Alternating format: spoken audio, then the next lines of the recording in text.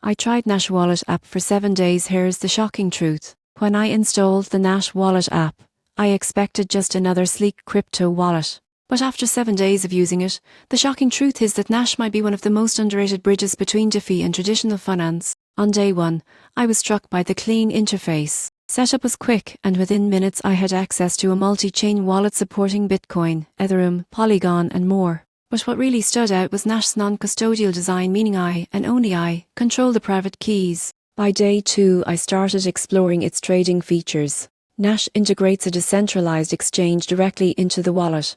You can swap tokens across multiple blockchains without giving up custody. Most people get this wrong. You don't need a centralized exchange to trade safely anymore. Nash proves that with style. Midweek, I connected my bank account to test fiat on ramps. This is where Nash really shines. Unlike most wallets, you can move between crypto and fiat seamlessly.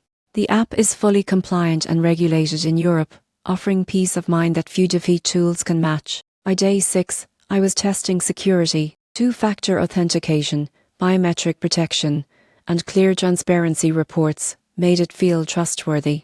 Nash even provides live support, something rare in crypto wallets. After 7 days, here's the shocking truth. Nash isn't just a wallet, it's a complete financial hub for the modern crypto user. It combines the freedom of DeFi with the reliability of traditional banking. If you've been searching for a crypto wallet that's simple, secure, and future-ready, Nash might just surprise you. It's fast, compliant, and built for real-world use, the kind of wallet that quietly makes crypto feel mainstream.